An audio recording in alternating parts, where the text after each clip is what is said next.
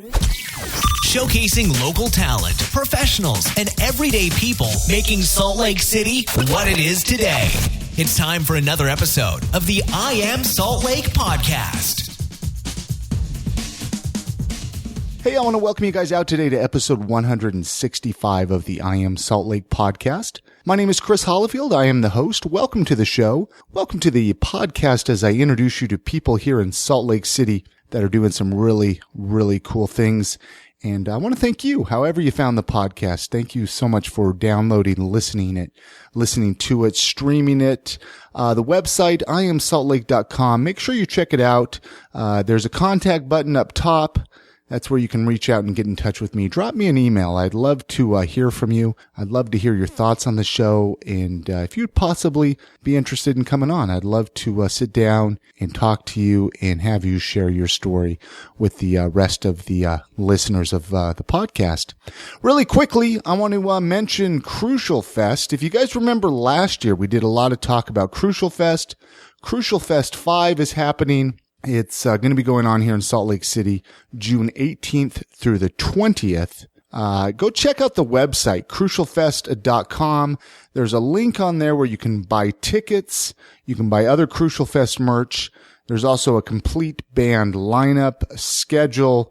You can get notified. I mean, there's some really, really cool bands playing this year for Crucial Fest. Again, that's crucialfest.com. Get your tickets early.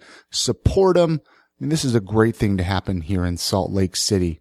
Hey, this episode, Jacob Hall, he's a bartender at Bar X. I took the podcasting gear down to Bar X in downtown Salt Lake City on the corner of 2nd South and 2nd East. I took it down there one evening. Ryan Prince joined me, and we sat down with Jacob Hall. And right in Bar X, we grabbed a table, sat down and chatted. I'm going to be playing that here in just a few seconds. Really great conversation, something a little different here with the I Am Salt Lake podcast. Make sure to follow me on Twitter. That's just I Am Salt Lake. Facebook, connect with me. I want to hear from you guys. I want to hear what you think about these episodes. 165 episodes. It's pretty cool. Talked to some really, really great people here in Salt Lake City. But listen, I'm going to quit talking. I'm going to jump into that conversation that I had with Jacob Hall at Bar X in downtown Salt Lake City. Hopefully you guys enjoy it. Thank you so much for listening.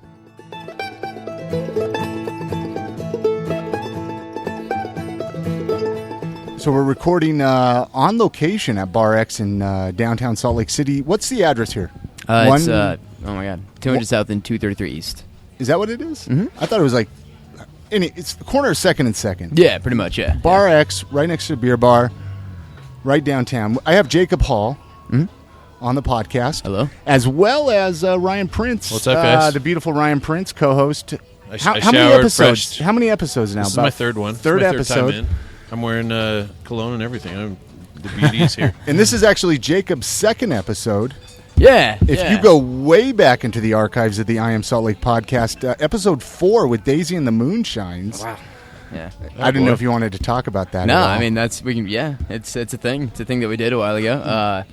But I mean, obviously, I'm here more to talk about your bartending career and working at Bar X as well as OP Rockwell, right? That's We'll get into that in a second. But are you still playing music at all? Are you still doing anything? No, I kind of put it on the back burner. We felt like we had said almost as much as we could say in that project in Daisy and the Moonshines. It was a really, really fun time. But we all kind of decided to maybe pursue some other What part of the band were you? I'm not familiar. No, you're fine. I was the lead vocalist. Nice. Dude, he kicked ass. Yeah? Seriously. Thanks, man. Thank you. One of my favorite Salt Lake City bands at the time. Yeah, it was fun, man. It was a good time. You've been expressing your talent since then? You dropped music altogether? Kind of, yeah. I mean, not really. I still write. Music, and I was mainly focused on writing most of the time. So I started writing for a magazine, actually, about booze. That kind of... All right, so speaking of booze, people that don't... I mean, everybody knows what Bar X is in Salt Lake, but people coming from out of town just make a pilgrimage here. Yeah. You just hooked me up with something special. It has monk love in it. You tell me what the specialty is, because you know what I ordered. I want your artistic vision in the form of alcohol. What do you love here? That cocktail is called the Atticus. I have a bad tendency of creating or thinking of a name or an idea for a cocktail before I actually create the cocktail. That makes sense. There's nothing wrong with that. Yeah. So that one was, Atticus Finch. I was like, well, Atticus Finch is like the coolest, like one of the coolest literary characters there is out there. So I wanted to come up with a cocktail that I think he would drink. So the plum bitters being kind of that southern fruit feel to it. The scotch, come on, he's Atticus Finch. And then the sweet vermouth and the eau chartreuse were kind of there to just sweeten it up a little bit, kind of give more of a floral profile. And then the Lefroy Scotch rinse, which is like a super smoky, peaty Isla Scotch, gives it that smoky. Listen to this guy go. So nice. This is the beverage you should give anybody that's never had Scotch before. Should start on this and then move towards the just something on. Yeah, it's kind of one of those kind of. I'm a big fan of kind of cocktails like that, like kind of the surprise cocktails of, Yeah, I'm impressed, man. Good work. Thank you, appreciate that. For a first time effort, well done. Thank you. So, how long have you been working here at Bar XN, Jacob? I've been here for about 3 years now. 3 years. Yeah. I mean, it's a beautiful bar. Gorgeous. What got you interested in bartending? It's kind of funny, actually. I turned 21, and when I was a little bit younger, I kind of grew up in a family that would pretty much just watch old movies all the time, and every Sunday my mom and dad would make us listen to old records like Dean Martin, Frank Sinatra, Ella Fitzgerald, that kind of stuff. And so I kind of grew really attached to the idea of like just your old school like guy in a suit getting off work, going to the bar and standing up to the bar and talking to the bartender and ordering a drink. And then I kind of grew an obsession with the TV show Mad Men, as funny as that is. About what I was going to say. It's a great show, though. Yeah. Dialed right into that. Yeah, and, when I turned 21, I was like, man, I want to find an old-fashioned. Like, that's my cocktail. I don't know what an old-fashioned is, but that's my drink. That's what I'm going to drink. So I tried, like, probably every bar in the Valley that I possibly could until I walked in here one day. And when I walked in, there was an old movie on TV, and they were playing Summertime by Aretha and Louis. And just sat there and ordered an old-fashioned, started chatting with the bartender, and was like, holy shit, like, this is it. This is my drink. This is what I want. So then it just kind of evolved from there. I just kept watching the bartender and, trying to learn about booze because I was curious about it. And then I was kind of like, why don't I just do this? I should just try to be a bartender, so... Were you involved at all in the service industry, like waiting tables at all? Did you have any experience in that before bartending, or was it just like a paper route and then... Because, you're pretty young. Yeah, I'm 24. 24? Yeah. So how it kind of started was actually, my friend Shay and I used to work at a place called Sunset Coffee out in Sandy. And it's this really weird quasi-suburban coffee / it's not a bar, but it feels like a bar. Because people are there until 1 in the morning just getting tweaked out on coffee. But we would have lines like out the door. And when you're slinging that much coffee that quickly and you're by yourself, people would always be like, you should try to be a bartender. Like, have you ever thought about that? And I always kind of laughed in their face because I was like, I don't want to deal with drunk people. And then, You realize they're just the same as cracked out caffeine Exactly, people. yeah. They're actually easier to deal with most of the time. So then, I just walked in here one day and was like, well... Where's that coffee spot? It's on 7900 South and 1300 East. 7913th East? Yeah. Yeah, it's pretty far out there. I remember you talking to me about that place. Yeah. That was a while ago. Yeah, so before here, I managed I managed a cafe up at the Museum of Fine Arts, and then managed an Italian restaurant called Spaghetti Mama's way back when, and then the coffee shop Sunset. And dude, you're right in your spot right now, man. Right when you were telling that story, they're playing like some Aretha Franklin or something old school. Yeah. And this is awesome. This is actually my playlist, so it better be good. There you go. It's Jacob's night. He's on the podcast. He gets a playlist. It's his night. Is it your birthday my too? Word. No. Might as well be. Every day's my birthday. Feels like at least I'm that vain. What is you're also working at OP Rockwell in Park City, right? Yeah. Talk about that. How long have you been there? What made you decide to go there as well? So I was actually working here on a Tuesday, and these two older gentlemen walked in, sat down, and started ordering cocktails, and they started asking too many questions. If that makes sense? You were a little sketched out. Yeah, I was like, all right, what is going on? What are you guys up to? Like, legitimately, and they're like, well, wait, in what direction was too many questions? Like, as in like too many questions about what I was doing and like about the booze and like. You specifically, how they were eyeing you up. Yeah. And you were getting nervous, thinking they were going to kidnap you. Yeah, back to the band style, or were you Yeah, it kind of felt yeah. that way, honestly. Really? Yeah. So I guess they'd been referred to me from High West and Beehive Gin Distillery, where it was like, hey, go check out Jacob at Bar X. You know, he might be able to do something for you. So they hired me on as a consultant to go up and help them open up this bar in Park City. And then next thing I know, I was managing it. So. And how long ago was that? I mean, because it's a pretty new spot, isn't it? Yeah, we opened up 4 months, December 17th. Okay, because I've never been there. About 4 or 5 months, yeah. All right, so where's OP Rockwell? Where's it at? It's up on Main Street, 268 Main Street in Park City, kind of at the top of Main Street by Wasatch Brew There Pub. you go. For anybody who needs to know Park City addresses, the lower the number, the higher up the hill Yeah. on Wait, Main Street. Main Street I think so, climbs yeah. up, right? Yeah, I'm not sure. I haven't even been able to hang out on Main Street because I've been so busy working, so. OP Rock compared to Bar X. I mean, is there much of a difference? They have bands play there, right? We do, Live yeah. music? Yeah. So the thing that really lured me into OP Rockwell as well was it's the only place I know of where you can get like a craft cocktail, like a traditional Manhattan served properly In Park City. in Park City and see a live band. So it's kind of like if you were to take like here Bar X and Urban Lounge and mesh them together. So you can get a Moscow Mule in a copper cup. Well, we actually, because this place is so famous for copper cups and Moscow Mules, I decided not to take the Moscow Mule up to OP That was a Rockwell Moscow with me, Mule but- thing. Forgive my... It is. But that's kind of what Bar X is known for, and I Sure, didn't want to. sure. And Bar X has great Moscow They do. Mules. Yeah. Oh, Yeah. my gosh. Yeah. You guys all deserve one Yeah, out there. yeah. So Anyone who listens to this, just come Yeah, in. just say you listen to the podcast and Jacob will make... No, yeah, just come on in. So- Make you all the Moscow Mules. So you're managing Uh-huh. the spot up in Park City, OP Yep. Rockwell. I mean, what's that like? Is that your first bar that you've managed? Yeah. Is it stressful? It really, really was at first. When we first opened up, it was super intense, very crazy. Because we opened up 2 weeks right before Sundance hit. So right when Sundance came to town, it was How was insane. Sundance for you? Oh man. Did you see any famous people? Yeah, a few. Make Yeah. any drinks for who particular? Who stood out for you? Wu-Tang Clan. Come on, They drop were- some names here. Yeah, Wu-Tang Clan was there. Harvey Weinstein? Okay. Weinstein? I don't know how to pronounce his name. A few of the dudes from the Entourage show, Okay. those guys stood out to me mainly because they were just, all of them were pretty cool, pretty nice guys.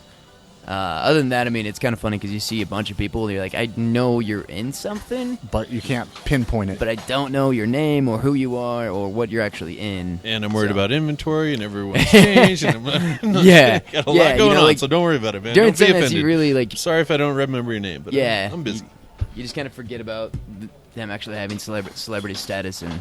I want to hear how it went from these guys are going to kidnap and rape me to Oh yeah, I'm yeah. going we to work for kinda you. ju- Right, we kind right, of right. jumped Work over that for you story. now and yeah. like be your guy. Like, how'd that transition? Yeah, I mean, they were just in here, like, asking me a lot of questions, and, so I was like, all right, so what's actually going on? Like, why all the questions? And like, well, we're trying to open up a bar in Park City. This was the Thanksgiving week. And, like, we want to be open in a week. And I was like, okay, sure, maybe. And, like, are you interested in maybe coming in and checking out the space and doing some consulting? We're trying to do, like, craft cocktails. So went up there that following week. Thought they would just be like blowing smoke up my ass and that they're full of shit. Walked into the bar and I was like, all right, this is really cool. This is a really awesome bar, really cool setup. So yeah, I mean that was pretty much it. Just kind of jumped on board. Just kind of fate, I guess. Anybody else that did they allow you to like bring any other friends on from any other bars, or did you take part in any of the hiring of other They did actually. employees Yeah. there? I mean, they or- pretty much. It's kind of crazy. They just pretty much just turned everything over to me, and we're just like, "Hey, do it. Tell us how to make this work." And That's so, awesome. Yeah, I'm actually I work with a lot of my close friends. I brought on board up there. So And how is that like? I mean, you're just juggling between Bar X here as well as there. I mean, has that made a pretty stressful life? I mean, have you been able to juggle it pretty well? I've been lucky in juggling it, honestly. Yeah. At first, it was really, really stressful with Sundance.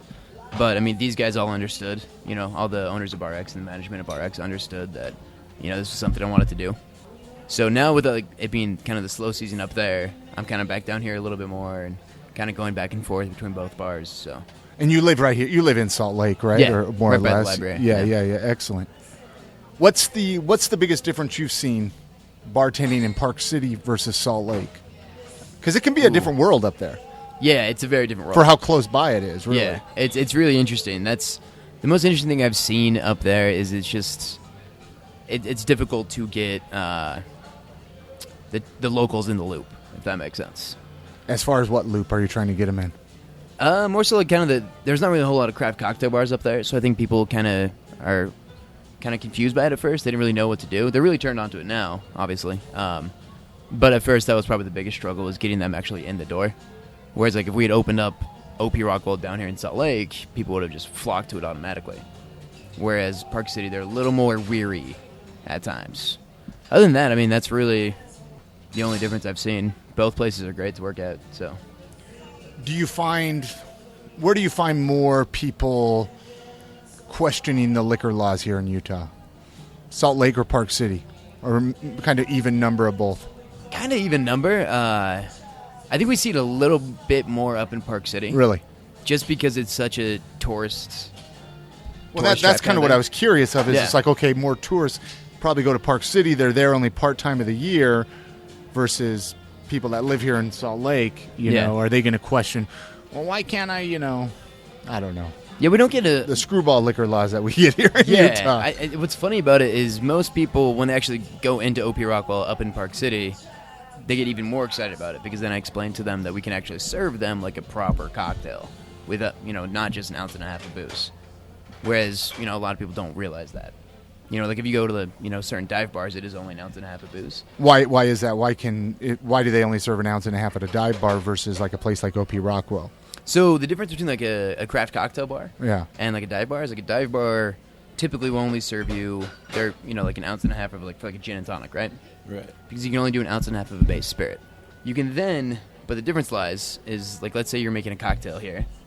If I want to do a Manhattan, I can do an ounce and a half of rye whiskey and then 3/4 of sweet vermouth, which is obviously making the cocktail a little bit boozier.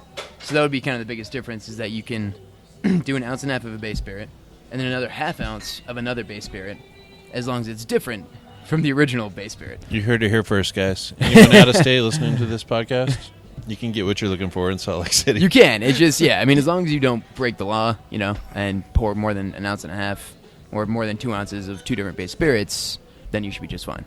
And you can usually do another half ounce of a lesser proof spirit. So, like, we have certain cocktails that have, 3 ounces of spirit in there. But because one is a vermouth, which is lesser proof, then it doesn't really count, if that makes sense. Absolutely. So, that's kind of the trick.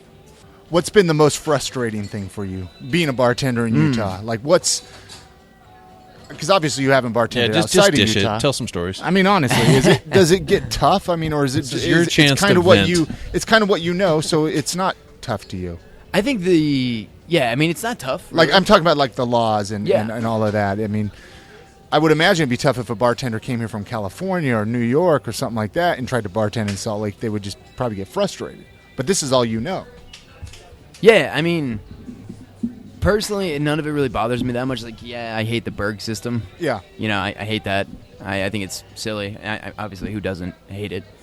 But you learn to deal with it, And that's the clicker, right, for people that aren't Yeah. familiar with what that is, if Yes. out-of-state listeners. Michael talked about it a little bit when he was on the podcast before, but Okay, I've got a question about this clicker. This popped up when I was listening to that Michael one. yeah. So I used to ref pitching machine baseball when I was a kid, right? Okay. And if there was some loud parent or coach on the other team, like, just making my life hard, and I'm 14, like, I'm out here to, like, help your 12-year-old have a baseball game. I don't care. But you could spin the baseball in that pitching machine, and it would send a sick curveball or slider towards whoever was up to bat. Or if you just dropped it straight in, it would send a fastball, right? Okay. So if someone was too vocal, That's the fire department that came by there. yeah, little, hey, civil service at work, tax dollars at work, people. So it's just back to the story. If someone, it was a little loudmouthy, when their kid came up, I sometimes would send them a little bit of a curveball, I'd send them like a little slide ball. Does that happen with the Berg system? Because I heard you can adjust it from a half ounce to a 3/4 ounce to a 1 ounce to an ounce and a half. Can you on the fly adjust that, or is that always noted? You don't have to answer this if you don't want to. Oh, no. So you're saying, like, if someone's being in a little some way or another, maybe someone's is a little it too adjustable intoxicated. like that? That's the first thing I thought of was like because some bars are just like, this is what we do. Some bars, this is what we don't. And I think that probably per bartender, you're just like, I'm just boom, boom, boom. This is my style, Yeah. We don't really, I mean, to my knowledge, we don't really You don't mess with lesser. angry people, ever. Yeah, don't I mean, see if that. somebody's angry, we're pretty good here about shutting people down real quick if they get out of hand. Do you ever really see that? This bar's chill. This was a nice place. It is, but you'd be surprised. Really? Yeah, you'd be, I mean, every now and then you get somebody who just drank way too much or maybe has been bar hopping all day, and so they come in and, throw a fit about one thing or another, and you just cut them off. And Come on, you heard about Steven Seagal. You heard on the Michael Eccleston episode. Okay. He talked about Steven Seagal I actually coming in broke here. up. I got to break up that fight. Okay, I was forgive me. here. I didn't listen that far. Was it that boring? Come on. No, man, I have things to do. Yeah. I got to get back to it. But Steven Seagal came into Bar X Yep. one night. You're sitting right here, actually. Right where Oh we're my- sitting. yeah, right Oh, where we're we're in this- sitting. I know I should have worn a ponytail tonight. oh my but- gosh, dude. I'm gonna break out fake kung fu.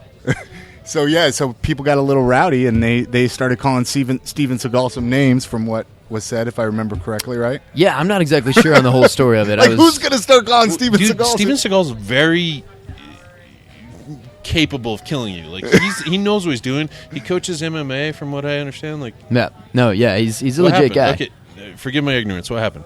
No, you're fine. You're absolutely fine. I'm not sure of the full story. All I know is that some guy was trying to pick a fight with Steven Seagal's bodyguards, who, if not bigger than Steven Seagal, were just as big as Steven Seagal.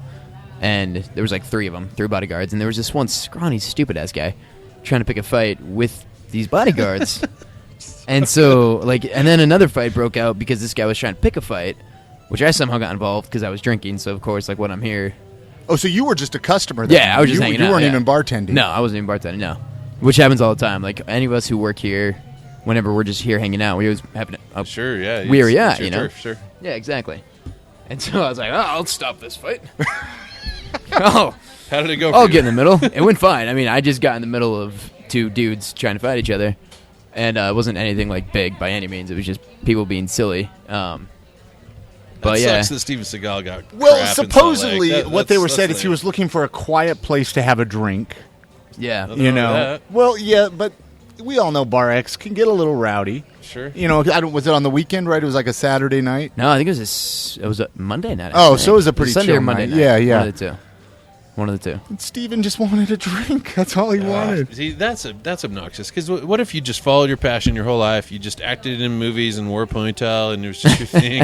And then all of a sudden you go someplace, you just want to drink, and people give you shit. I don't like that. Well, yeah, I mean, I think people they would want to pick on Steven Seagal and see if he's actually up to snuff. You know, I mean, I think it's a stupid choice, No, but he knows what he's doing. that's exactly what people think. You know, Especially if you're rolling with bodyguards on Monday night.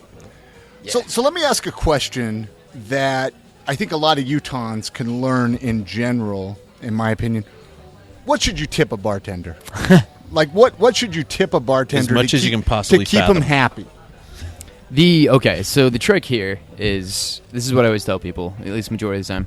Your first beverage, when you walk in and you get your first cocktail, the easiest way to get a bartender to remember you is tip them well the first time. Majority of the time, that's how they're going to remember you. And that's not by opening a tab. Yeah, I mean, I think opening a tab is usually the easiest way to do it. To I mean, tip but if them, you're paying yeah. cash, Right. or the first time you go Because in. a tip on a credit card is just as Yeah. good as cash, no? Oh, absolutely, Yeah. Yeah, same thing. Because if you open a tab, you're like, oh, this is an open-ended possibility. So you'll keep tabs of that person, or what's your mindset? My mindset is when people open tabs, I actually prefer it. Because Yeah. the majority of the time when they keep coming back, it's so much easier for us to just add it to their name Sure. on the computer. But when they keep coming back and closing out every single time, it's like, all right, this is getting kind of This old. is his first But- time at a bar. That's right. Yeah, which is fine. I mean, whatever you want to do, I get that. But My first time at a bar, I didn't even tip. I felt bad. The guy's like, it's $14.80, and I counted out my change. And then my friend's like, okay, so we normally would leave a couple dollars right now, and yeah, we'd call you out real quick here. Yeah, I was such a. depends. Have you called somebody Terrible. out and with no tip before? Oh, we do it probably once a night on the Really? weekend. Yeah, easily. How do you call them out? Because I didn't get called out, and I should have, and I've since become a prolific tipper. Thank you. But Good. Usually, I mean, it depends. I like to take the approach of being like, "Hey, was everything okay with the service?" And then they're like, "What do you mean?" I'm like, "Yeah, well, I noticed you didn't tip me." And then usually like, Oh, okay. And then if they usually argue with you at that point, then you kind of, you're like, hey, look, man, we work for tips, because, you know, when you're working behind any bar, the majority of the time, you're not the only person that's making that tip money. Right. You know what I mean? So when you get stiffed, it's not just you getting stiffed, it's the entire staff. It's 8 or 9 people that are getting stiffed. And so you're kind of like, oh, well, that's kind of messed you gotta up. stand up for your team, sort of. Exactly, yeah. And that's kind of the approach we take with it. We try not to, obviously, cross any boundaries by any means. But, you know, if somebody comes up and orders a $3 beer and doesn't tip me, I'm not going to say anything. At least $1, right? I mean, yeah, at least $1, for sure. For sure. But if they don't tip me, it takes more energy on my end to be like, hey, man. But if it's a bigger tab, like $20 or, you know, $30 or anything past really $15 is usually when we'll talk to them about it. So tell me a story or two, or one or of a time where you were like almost touched by how generous someone was, or like it was just the right timing. Like I like those kind of stories. If you have them.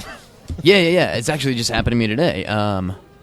It's literally been one of the slowest Mondays. You know, day after Easter, it's kind of bound to be a slow day.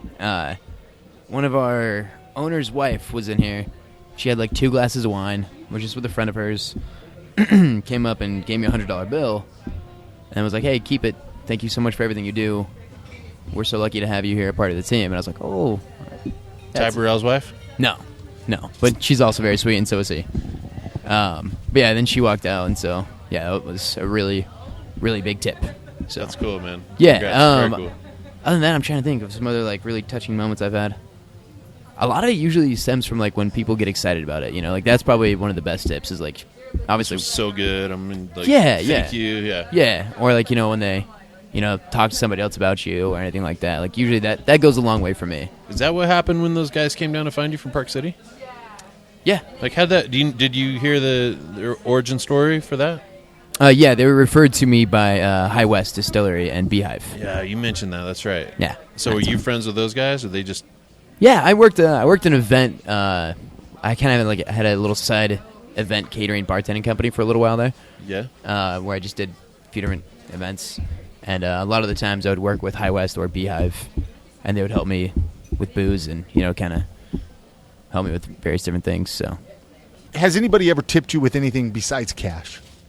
not that I can think of. Oh, you know what? One guy, and I just like the way he did it. He was a little bit of a younger kid. He was like maybe like barely freshly 21, probably. Yeah. He comes in and like, you know, he orders a drink and he only has $5 on him.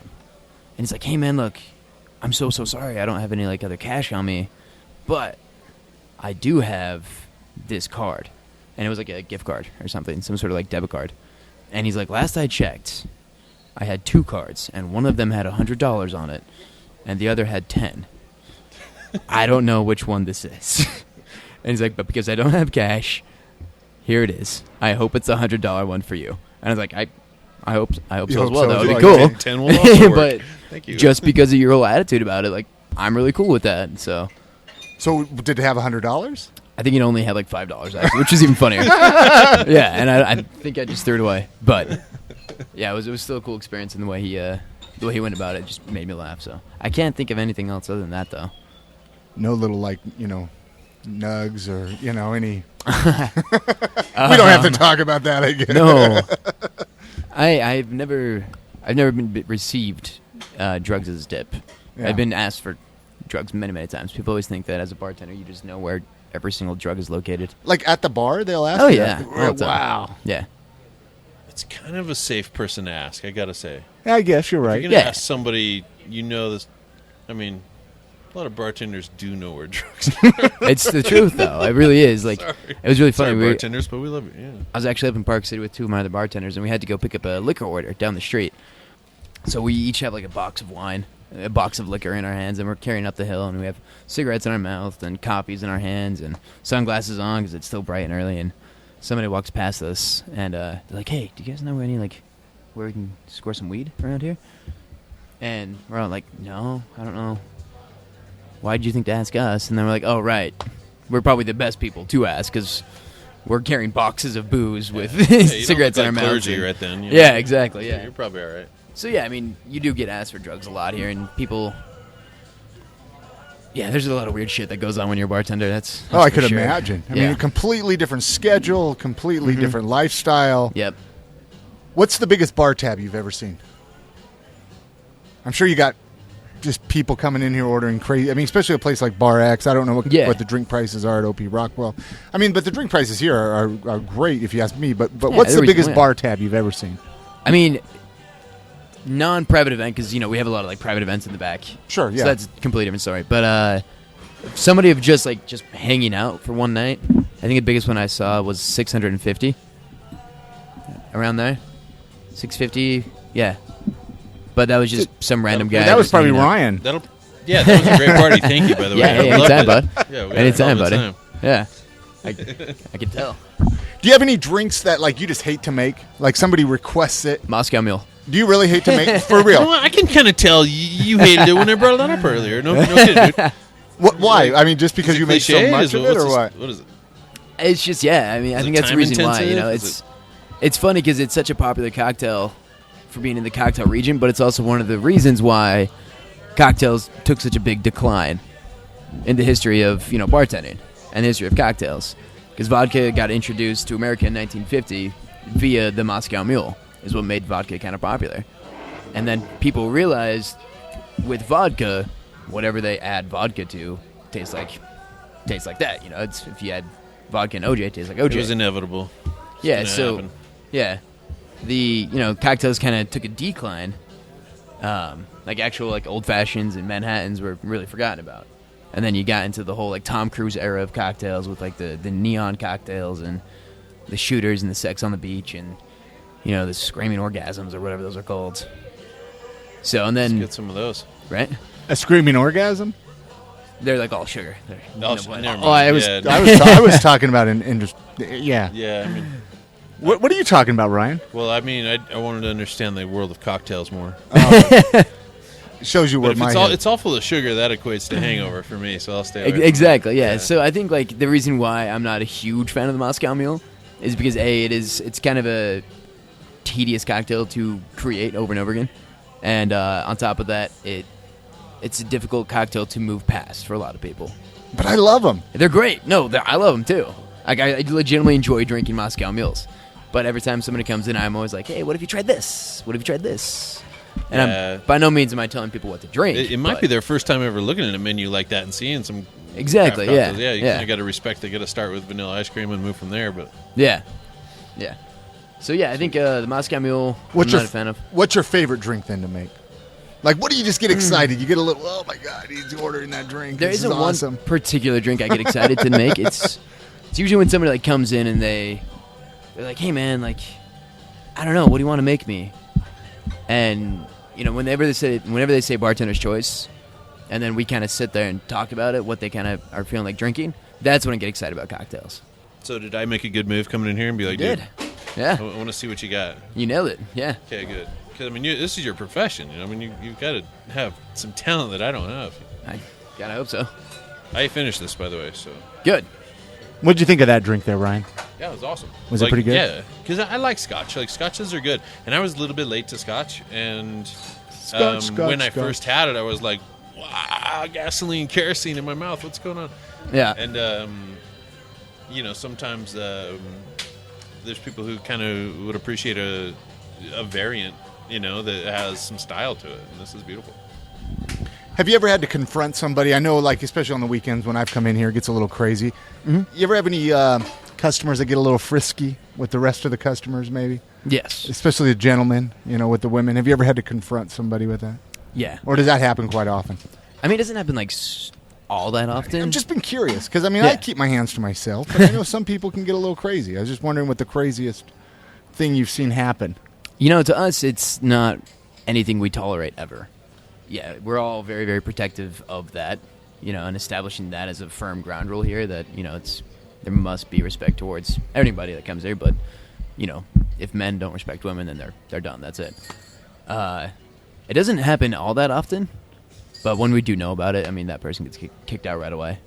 And usually it's handled pretty well. So, what about if somebody passes out? I mean, obviously that's a big no-no in a bar. What do you do when somebody passes out? Just try to wake them up? Or yeah, what? I mean, we have to wake them up and call the cab and get them out of here. Have you ever had anybody that just didn't wake up? They're so passed out sleeping? No. Never had that problem, so thankfully not. But, I mean, again, and that's like, that kind of, it's all very cyclical, If you continue to overserve somebody where they're, drooping off, then yeah, that's probably what's going to happen is they're going to pass out. But we all try to keep a pretty careful eye on our customers and making sure they don't get overserved, because then we get in trouble as well. So, how are the guys up at the start of the OP Rockwell that hired you on? How's that relationship growing? Do they see you as like franchising out? Do they just want to start one single bar? Like, where do you see your career going? With the guys at OP Rockwell, we're actually looking at a few different spots to continue to open. It's funny because we're 4 months in. Do they want to come down here? I don't know if they want to come down here. I don't know if we're really interested in really hitting Salt Lake. We're kind of looking into other states as well. So, nice, man. Have you been up there, Ryan? I haven't. Let's go up there, road trip. Yeah. You guys should. Absolutely When should, we come? What's the best night to come up there? Let's see. Thursdays and Fridays are usually when I'll be there. I'm here on Saturdays. At Bar X for people listening. Yeah, sorry. Here, Bar X on Saturdays, and Thursday, Fridays at OP Rockwell. So those are usually the best days. Do you still keep taps on it day-to-day operations-wise? Like, Yeah, I'm usually scheduling and doing all that stuff before I come here. Everybody's calling, I need a day off, help me out here, there, the other. Yeah. You're the one hooking it up? Try to, yeah. Wait, I'm sorry. Ask that one more time. When people are looking for schedule changes, I got to shift here, I got there, I'm going to be out of town. Like, you're managing the whole. Yep. That's nice, man. Yeah, usually, I mean, up there, both bars are kind of. At both bars, people just pretty much have set shifts. So that's how a lot of bars work. Is you just, if you have a shift they need to cover, then you get it covered yourself. So Sweet. There isn't a whole lot of babysitting that has to happen, thankfully. But you know what we didn't cover at all? What? That I've seen covered is like, give me some backstory on you. You from Utah? I am, yeah. Yeah, I think we got a little bit of that in the beginning. Maybe not. Maybe Maybe that not. in the first episode earlier on, episode 4 or whatever, right? Yeah. I just don't know. I mean, did you grow up so you grew up in Utah? No. I did, yeah. Yeah. Grew up in Kearns. Kearns. Yeah, the beautiful exotic Kearns. There you go. Made it out. Yeah. Thankfully. Did you grow up in like a religious family? Mormon Mormon slightly, family? Yeah, slightly religious. Are they pretty supportive of your direction that you've done bartending? They're fantastic. I'm just curious, because being in a state like Utah, it's like, how would some parents handle that? It's like, oh, my son's a bartender. It's some people look down on that. They really do. I mean, no offense or anything, but if anything doesn't fall along with the highest end of the guidelines, you're kind of got to get mitigated in the conversation. Yeah. I've seen that happen, and I grew up in a Shiite Mormon family. We were inner circle, so yeah, that it also is like parents are very proud of their kids. They want to see a smile on your face. They want to see that you're happy about what you're involved in. They want to see that you're, responsive and engaged, and yeah, that's love definitely is love. Yeah, that's what I've seen with my family a lot. Is that they're just kind of stoked on they've come here a few times and they'll just like sit down and order non-alcoholic drinks and. I'll make them like stuff with grapefruit and ginger and mint. You only knew I was capable of. you don't slip them a little alcohol? I have been tempted, and I always make jokes about it, and they just laugh about it. And what would you make? Okay, I was having this conversation over the weekend, like about Jell-O shots or something. You could like just slip under the radar.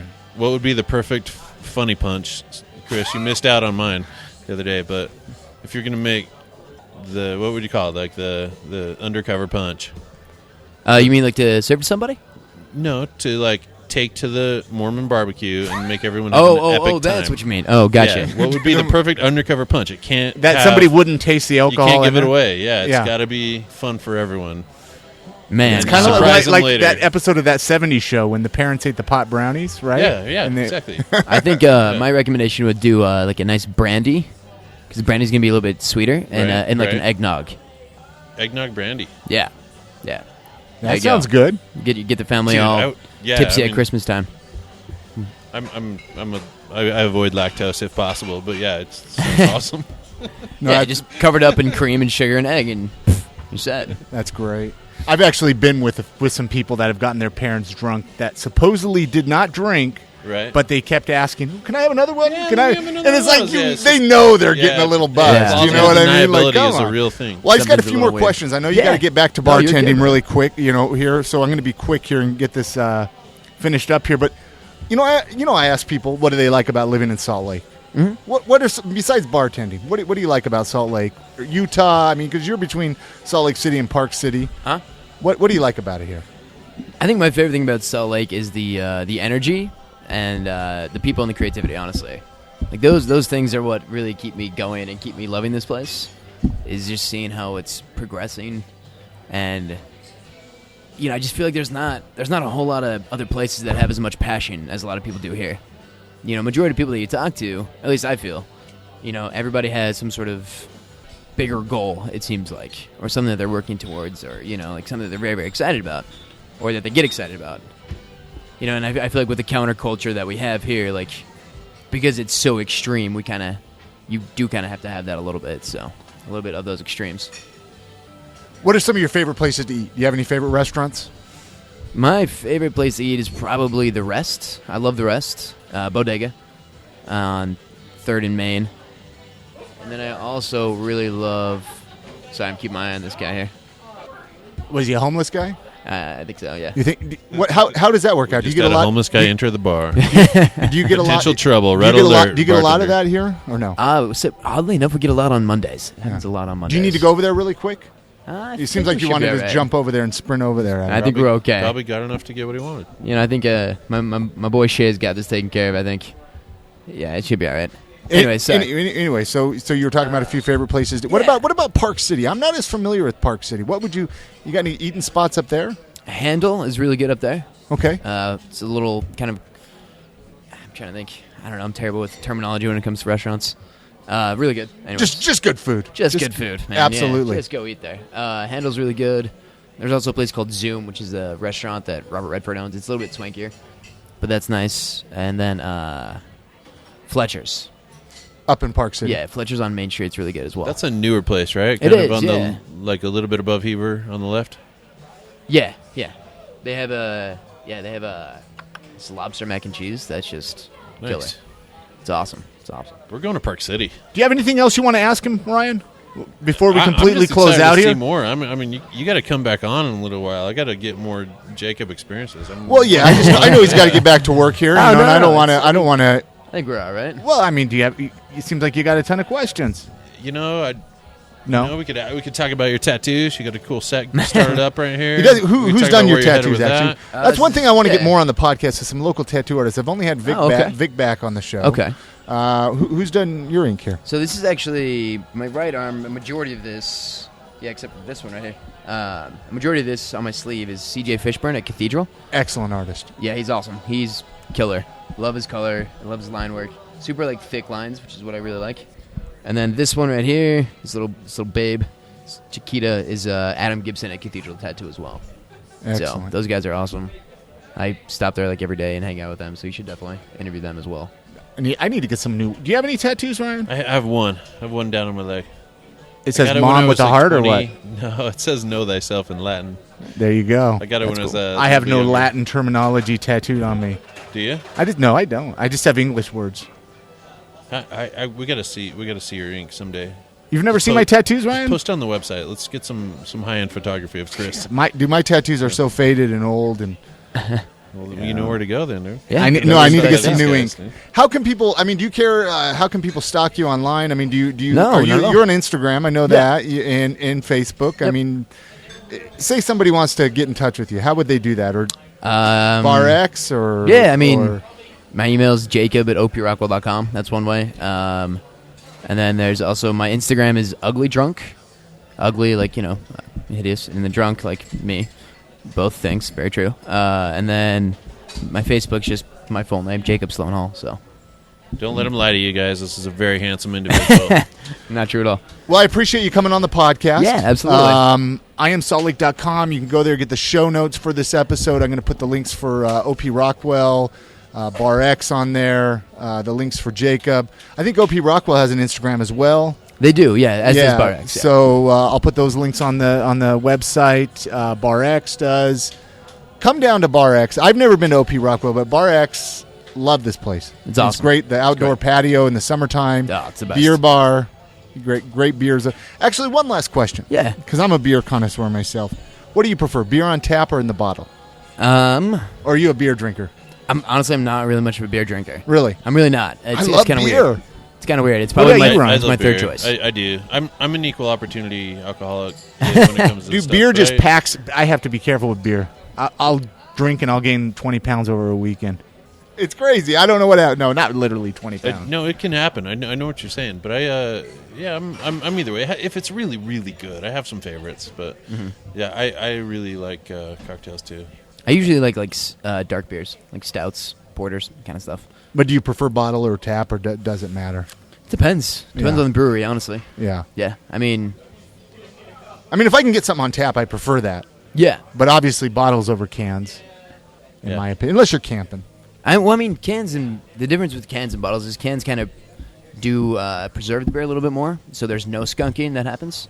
Whereas like with bottles, skunking will occur to some extent depending on the lighting and the refrigeration. So skunking happens a little bit easier in bottles. There you go, Chris. Noted. Right? I'm taking notes. Cans keep There it you go. fresh. All right, so here's the question I have then to parlay off of that and drag this out. If you're going to start on Scotch, Sure. people that don't know about Scotch, give me 3 Scotches as you progressively become more intelligent about Scotch. What do you start on? What do you move towards? And then what are you trying to attain? Well, you want to start with knowing your regions, really. Scotch is very regional, as is a lot of booze, but So it's like wine. It's related to wine? yeah, sort of like, a lot like that. Where like, so Islay would be a region, and Islay Scotch is going to have like smoky, like peaty. How do you find out if it's an Islay? Is it like Macallan, Glenlivet? Like, when do you know it's an Islay? You know it's an Islay just by kind of just studying, looking at the bottle and asking the bartender. Hopefully the bartender knows the difference between an Islay Scotch and a Highland Scotch. So Highland is the other. Yeah, so there's Islay, there's Highlands, there's Island, which is not, Highland and Island. I'm learning something tonight. Right? Speyside, and Campbelltown. Those are your main like regions of Scotch. Speyside's going to be spreadsheet like, up on the website. I can do it. All right, so give me a vanilla, easy to start with. The first one that people aren't going to say is real particular. It's kind of Delmore 12. It's going to be the best bang for your buck, and it's going to have a lot of caramel notes in it, a little bit of vanilla notes in it. It's a Highland Scotch, so it's going to be more approachable and easier to drink. I found that 10s are a little sharper than 12s. Yeah, 10s are going to be a little bit sharper. 12 has a little bit more of an age. Just the aging so what are process. we moving to after the Delmore 12? We're moving on to... After Delmore 12, I would say maybe go to like a Speyside Scotch, like a Glenfiddich, Glenfiddich 15. It's going to be really nice, or 12 or 18, any of those. Going to have a lot of like fruity notes, floral notes to Is it. Glenfiddich all one style, or do they make different brands? That's one distillery. So they're all like Highland, or they're all... Yeah. Oh, no. I'm sorry. Glenfiddich's a Speyside. Okay. Yeah. Okay. And then what's the top end stuff? What's the best thing you can possibly put in your cup? Scotch-wise? Yeah. Japanese whiskey or Japanese Scotch. Technically, you can't call it Japanese Scotch because, it's not This is the first time I've heard this. Really? Yeah. Japanese Scotch? Uh-huh. Look at you guys nerd out over here. I've never heard of Japanese Scotch. I want to try it. Yeah, it's really, really good. The Yamazaki 18 is really, really popular right now. It's a really great Scotch, or whiskey, I should say. Other than that, you always got the Macallan 18, Highland Park 25. That's an Island Scotch. What about Oban 14? Oban 14 is great. That would be a Islay Scotch. Nice. There we go. So, Taking notes. And now you know. there you And go. maybe if I have time, I'll put all that on the show notes at iamsaltlake.com, right? Anyway, all right, Jacob, I'm going to let you get back to work. Awesome. Bartending, thank you so much. Thank you guys. Appreciate it. Absolutely. Yeah. Thanks Thank a lot, you so man. much, Hey, thank you, Ryan. brother. Cool to meet you. Jacob.